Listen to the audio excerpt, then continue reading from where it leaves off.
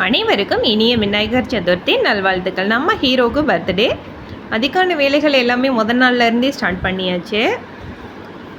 விநாயகர் சதுர்த்தி அன்னைக்கு காலையிலேருந்து செம்ம பரபரப்பாக இருந்தது. ஈவினிங் தான் பூஜை பண்ணியிருந்தேன்.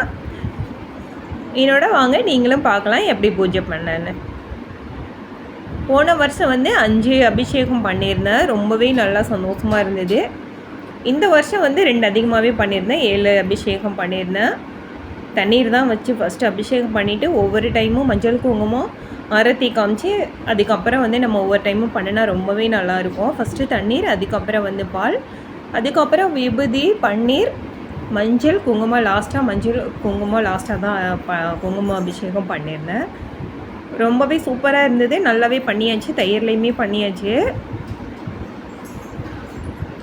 ஒவ்வொரு டைமும் நம்ம பூஜை பண்ணுறப்ப நமக்கே அறியாமல் நமக்கு அவ்வளோ ஒரு திருப்தியாக இருக்கும். அந்த மாதிரி தான் எனக்கும் இருக்கும் எப்போதுமே. பூஜை பண்ணிவிட்டு நம்ம விநாயகர் அலங்காரம் பண்ணுறப்போ அவ்வளோ ஒரு அழகாக அவ்வளோ சூப்பராக இருந்தது. எனக்கே இவ்வளோ ஒரு இதுவாக இருந்தது. நம்மளும் இவ்வளோ அழகாக பண்ணியிருக்கோம் அப்படின்ற மாதிரி தான் இருந்தது.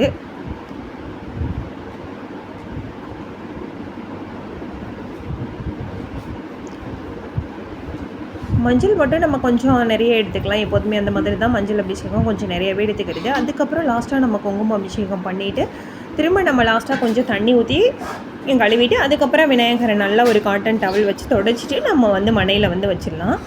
மனையில் மஞ்சள் தடவி கோலம் போட்டு வச்சுட்டு நம்ம போடுற நகை ஏதாவது ஒன்று இருந்ததுன்னா அதை நம்ம போட்டு விட்டுறது ரொம்பவே விசேஷம்.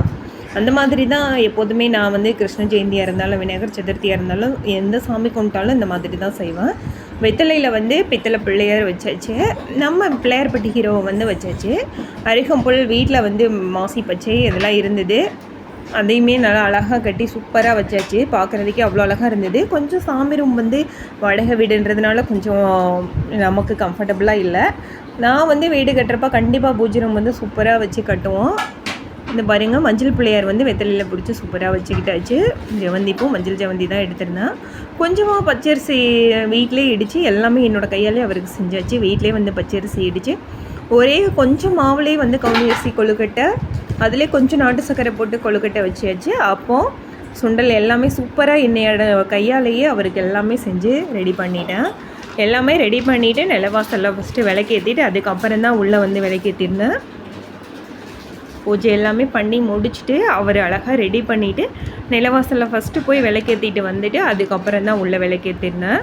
குலதெய்வத்துக்கு எப்போதுமே ஃபஸ்ட்டு நம்ம விளக்கேற்றிடணும். எப்போ நம்ம எந்த ஒரு தேவைகள் செஞ்சாலுமே நம்ம விநாயகருக்கு தான் நம்ம ஃபஸ்ட்டு முக்கியத்துவம் கொடுக்கணும். அந்த மாதிரி தான் எப்போதுமே நான் செய்வேன்.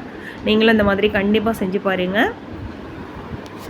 ஃபஸ்ட்டு விளக்கு ஏற்றிட்டு அதுக்கப்புறம் தீபதூப ஆராதனைகள்லாம் காமிச்சிட்டு சூப்பராகவே நம்ம விநாயகருக்கு பூஜை பண்ணி இன்றைக்கி பர்த்டே செலிப்ரேஷன் முடிச்சாச்சு. லாஸ்ட்டாக மஞ்சள் பச்சரிசியில் கொஞ்சம் மஞ்சள் தண்ணி தெளித்து நம்ம நல்லா கலந்துட்டோன்னா அந்த மாதிரி நல்ல மஞ்சள் கலர் அச்சுதை போடுறதுக்கு. அதில் கொஞ்சம் பூ கலந்துட்டு நம்ம விநாயகரோட மந்திரத்தை சொல்லி நம்ம நமக்கு வேண்டியதை மனசில் நினச்சிட்டு நம்ம பூஜை பண்ணோன்னா கண்டிப்பாக நமக்கு எந்த ஒரு நோய் நொடியும் இல்லாமல் சந்தோஷமான வாழ்க்கையை நம்ம ஹீரோ கொடுப்பாருன்றது என்னோட நம்பிக்கை. கண்டிப்பாக நீங்களும் செஞ்சு பாருங்கள். அனைவருக்கும் விநாயகர் சதுர்த்தி நல்வாழ்த்துக்கள். இந்த வீடியோ பிடிச்சிருந்தா மறக்காமல் நம்மளோட சேனலை சப்ஸ்கிரைப் பண்ணிக்கோங்க. Thank you friends. தேங்க்யூ ஃபார் வாட்சிங்.